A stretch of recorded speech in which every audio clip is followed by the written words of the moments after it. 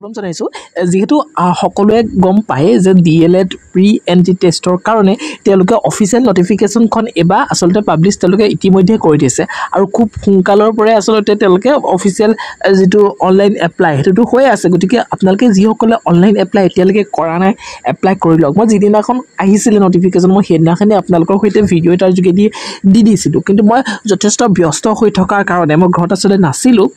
ৰুমত আচলতে নাছিলোঁ মই এটা বিশেষ কামত ট্ৰেইনিঙত আচলতে যাবলগীয়া হৈছিলে সেইকাৰণে ভিডিঅ' দিব পৰা নাছিলোঁ গতিকে মই কৈছিলোঁ তাতে যে আপোনালোকে অনলাইন আবেদনটো কৰি ৰাখক যদি আপোনালোকে শিক্ষক হ'বলৈ মন কৰে আৰু যদি শিক্ষক হ'বলৈ মন কৰে ডিএলএডকৈ বেটাৰ অপশ্যন আপোনালোকৰ নাথাকে ডেফিনেটলি বিএড কৰিব পাৰে কিন্তু বিএডত বহু ক্ষেত্ৰত কি হয় চিট পাবলৈ অসুবিধা হয় বা অকণ এক্সপেণ্ডিচাৰটো বেছি হৈ যায় নহয়নে গতিকে ডিএলএডত সেইখিনি প্ৰব্লেম নাই আপোনালোকে পঢ়ি ল'ব পাৰে 2030 চনৰ ভিতৰত কাৰণ তাৰপিছত হয়তো ডিএলএড বন্ধও হৈ যাব পাৰে তো এতিয়া মূল কথাটো হ'ল কেৱল ডিএলএড এপ্লাই কৰি থলেতো নহ'ব যিসকলে নাই কৰে এপ্লাই কৰি ল'ব কিন্তু যিসকলে এপ্লাই কৰিলে তেওঁলোকেতো প্ৰিপেৰেশ্যনো কৰিব লাগিব কাৰণ পেট যিটো ডিএলএডে এটা এক্সাম পাতে PET বুলি কয় পেট মানে হৈছে গমে পাইছে প্ৰিলিমিনাৰী এন্ট্ৰেন্স টেষ্ট গতিকে সেই টেষ্টটোৰ কাৰণে আপোনালোকে নিজকে প্ৰিপেয়াৰ কৰিব লাগিব কাৰণ সেই টেষ্টটো বৰ বেছি ইজি এটা টেষ্টটো নহয় বুজি পাইছে কাৰণ কিয় চক মই কথাবিলাক ফ্ৰেঙ্কলি ক'ব বিচাৰোঁ আজিৰ পৰা 2-3 বছৰ আগলৈকে যেতিয়া ডিএলএডৰ এন্ট্ৰেন্স এক্সামিনেশ্যন হৈছিলে তেতিয়া চিট পাবলৈ খুবেই ভাল আছিলে যিসকলৰ এইচএছত তাৰমানে হায়াৰ ছেকেণ্ডেৰী তাৰমানে 10+2 তেওঁলোকৰ পাৰ্চেন্টেজ 80 ওপৰত আছিলে বা 70 ওপৰত আছিলে কাৰণ এই গোটেই মাৰ্কছটো আচলতে তেতিয়া প্লাছ হৈ গৈছিলে সাপোজ এন্ট্ৰেন্সত আপোনালোকে 50ও পাইছে আৰু এই গোটেই মাৰ্কছ যদি 80 পাইছিলে হায়াৰ ছেকেণ্ডেৰী তেতিয়া এই দুইটা প্লাছ হৈ যাব বুজি পাইছে তাৰমানে টোটাল 150 হৈ যাব 200 মাৰ্কৰ ভিতৰত আৰু আপুনি সিলেকশন তেতিয়া পাই গৈছিলে গতিকে সেই সময়টো ভাল আছিলে সিলেকশনটো ল'বলৈ ভাল আছিলে কিন্তু এতিয়া কি হৈ গ'ল এতিয়া ডিএলএডত সিলেকশন পাবলো আপোনালোকে সেই 100 মাৰ্কছৰ ভিতৰত 50 পালে আৰু এতিয়া নহ'ব হয়তো হ'বও পাৰে হেতু কম্পিটিশনৰ ওপৰত নিৰ্ভৰ কৰিব কিন্তু এতিয়া আপোনালোকৰ যেটো হায়াৰ ছেকেণ্ডাৰী পাৰ্চেন্টেজ 89 ৰাখে এই গোটেই পাৰ্চেন্টেজটো গৈ পিনি তাত যোগ নহয় তাৰ এটা 5% এটা গৈ পিনি যোগ হ'ব গতিকে হেবো চিন্তা কৰিবলগীয়া নাই তাৰ বাবে ডিএলএডৰ যিখন সিলেবাস একেবাৰে এখন বেসিক সিলেবাস আৰু কোৱেশ্চনবোৰ একেবাৰে ৰিপিটেড আহি থকা কোৱেশ্চনছ খুবেই সহজ ম্যাথমেটিক্সৰটো একেবাৰে বেসিক কোৱেশ্চনছ আহে ৰিজনিং বিলাক বেসিক আহে জিকে আমি যিখিনি পঢ়াম সেইখিনি আহিব মাথো আপোনালোকে আমাক সহযোগিতা আগবঢ়াব কাৰণ কেনেকুৱা ধৰণৰ কোৱেশ্চনছ বিলাক আপোনালোকে দি থাকিলে ভাল হ'ব তেতিয়া হলে আমি ভিডিও বিলাক দিবলৈ কি পাম সাহস এটা পাম হয়নে বৰ বেছি দেৰি নকৰো সক ইয়াত এক্সাম প্যাটাৰ্নটো আপোনালোকে চাই লওক আপোনালোকৰ কাৰণে এটা অফলাইন মোড অফ এক্সাম তেওঁলোকে কন্ডাক্ট কৰিব যেটো নেকি OMR বেচিছত হ'ব আৰু আপোনালোক 2 ঘণ্টা এটা সময় দিয়া হ'ব আৰু 100 নম্বৰ কোৱেশ্চনছ থাকিব তাৰমানে 100টা কোৱেশ্চন থাকিব প্ৰতিটো কোৱেশ্চনতে 1 নম্বৰ কৈ ইয়াতে আৰু তেওঁলোকে কৈছে টোটাল মাৰ্কস 100 কোৱেশ্চনছ টাইপ বিলাক আপোনালোকে মাল্টিপল চইচ কোৱেশ্চন থাকিব তাৰমানে এটা প্ৰশ্নত 4টাকৈ অপচনছ থাকিব তাৰে যেটো অপচন হয় আপোনালোকে হেতু টিক কৰিব লাগিব তাৰমানে OMR কৰিব লাগিব গোল কৰিব লাগিব আৰু মাৰ্কিং যে স্কিম হয় হেতু স্কিমত আপোনালোকে আসলতে প্ৰতিটো শুদ্ধ উত্তৰত আপোনালোকে 1 নম্বৰ এটা পাব আৰু প্ৰতিটো ভুল উত্তৰত আপোনালোকৰ 0.25 অৰ্থাৎ 1/4 মাৰ্কস এটা ডিডাক্ট কৰা হ'ব তাৰমানে যদি আপোনালোকৰ 4টা প্ৰশ্ন ভুল হৈ গৈছে যে আপোনালোকে 1 নম্বৰ এটা আপোনালোকৰ পুৱা মাৰ্কছৰ পৰা কাটি দিয়া হ'ব বুজি পাইছে তাৰমানে সাপোজ আপোনালোকে 100টা কোৱেশ্চনৰ ভিতৰত সাপোজ আপোনালোকে 60টা কোৱেশ্চনছ পাৰি গ'ল দেই মই কথাটো কৈছো এই 60টা কোৱেশ্চনত আপোনালোকে 60 নম্বৰ পালে আৰু আপোনালোকে বাকি 40টাও কৰি থৈ গৈছিলে সাপোজ বাকি 40টা নাই কৰা মই সিম্পলি কথাটো গুটেটো সম্পূৰ্ণকৈ বুজাই দিছো 100 নম্বৰ মাৰ্কছ আপোনালোকৰ এক্সামটো হৈছে তাৰে 60টা কোৱেশ্চন আপোনালোকে পাৰিছে কৰি থৈ আহিলে আৰু 60টা আপোনালোকৰ শুদ্ধ হৈছে আপোনালোকে 60 নম্বৰ পাই গ'ল বাকি থাকিলে 40টা সেই 40টাৰ 20টা কোৱেশ্চন আপোনালোকে নোৱাৰিলে নকৰিলে একোৱে নকৰিলে তাতে গতিকে হে 20 নম্বৰ ডাইৰেক্টলি আপোনালোকে নম্বৰটো নাপায় আৰু বাকি 20টা হে 20টা আপোনালোকে কৰিছিলে কিন্তু আপোনালোকৰ ভুল হৈ থাকিলে তাৰমানে বুজি পালে এই 20টাত আপোনালোকৰ 4 এ ডিভাইড হৈ যাব 4 5 20 নহয় জানো গতিকে এই যেটো 5 এই 5 টো 60 পৰা মাইনাস হ'ব তাৰমানে আপোনালোকৰ মাৰ্কছটো 55 এ হ'ব 60 নহয় কমি যাব বুজি পাইছে হেতুৱে কৈছো মই আৰু এটোৱে সিলেবাসখন আপোনালোকে চাই লওক সিম্পলি সেকশন 1ত 35 মাৰ্কছ আহিব য'ত নেকি জেনেৰেল ইংলিছৰ পৰা 10 নম্বৰত মাৰ্কছ আহিব গ্ৰামাৰৰ সকলোবিলাক আপোনালোকে চাই ল'ব ভইচ নিৰেশ্যনছ টেন্স এইখিনি বহুত বেছি ইম্পৰ্টেণ্ট যিখিনি বেছিক আপোনালোকে 10 লেভেলত পঢ়িছিলে ভইচ নিৰেশ্যন টেন্স বা কুৱেশ্যনছ টেগ এইবিলাক আপোনালোকে পঢ়ি ল'ব আৰু ভকেব বুলি কৈ দিয়াৰ লগে লগে এখন সাগৰ হৈ পৰে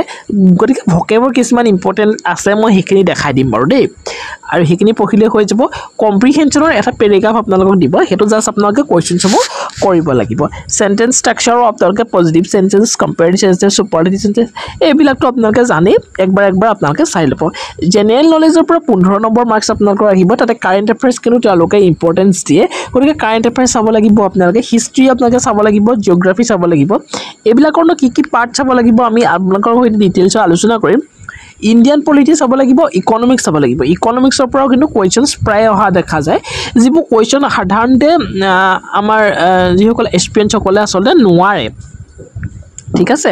নেক্সট ৰিজনিঙৰ পৰা 10 নম্বৰ এটা কুৱেশ্যন তেওঁলোকে প্ৰতিবাৰে কটা দেখা যায় লজিক্যাল ৰিজনিং আৰু এনালিটিক্যাল ৰিজনিঙৰ পৰা কুৱেশ্যনসমূহ তাতে দেখা যায় পেটাৰ্ণ ৰিকগনিশ্যনৰ পৰা আহে প্ৰব্লেম সলভিঙৰ পৰা আহে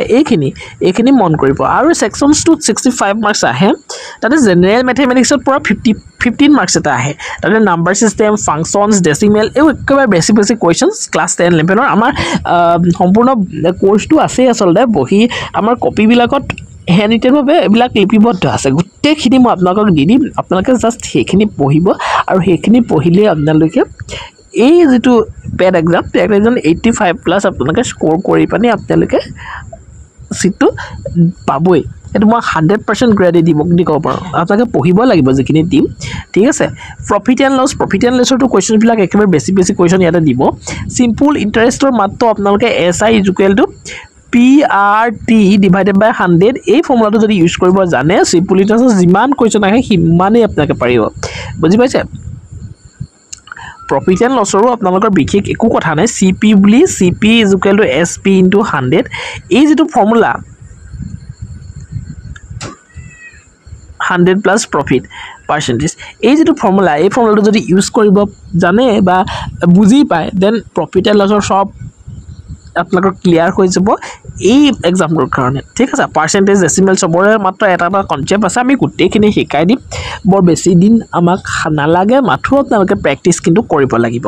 ঠিক আছে টাইম এণ্ড ওয়াৰ্ক আছে টাইম এণ্ড ওয়াৰ্কৰো একেবাৰে সিম্পল কোৱেশ্চনছ আছে টাইম এণ্ড ডিসটেন্সৰটো ক'বই নালাগে একেবাৰে ইজি হয় আৰু মেনচুৰেচনৰ ফৰ্মুলা কেইটামান খালি বেছিকৈ মনত ৰাখিব লাগে তথাপি মেনচুৰেচন মইতো বহুত ইজি পাই যাম গতিকে এই এক্সামটোৰ কাৰণে চিন্তা কৰিবলগীয়া নাথাকে ঠিক আছে জেনেৰেল সায়েন্সৰ কাৰণে এনভায়ৰনমেন্টৰ কিন্তু কোৱেশ্চনছ প্ৰায় দেখা যায় ওজন লেয়াৰৰ বিষয়ে আহে হয়নে CFCৰ বিষয়ে আহে এইবিলাক মিথেন গেছৰ বিষয়ে আহে হয়নে এইখিনি কিন্তু আহে তে জেনেৰেল সায়েন্সৰ অকমান চাব লাগিব এইখিনি বেসিক ক্লাস 10 9 চাই দিলে আহি যাব ফিজিক্স কেমিষ্ট্ৰি বায়োলজি এখিনি আমাৰ নোটছ আছে এনভায়ৰনমেন্টাল ইস্যু নোটছ আছে গুটেখিনি আমি দি দিম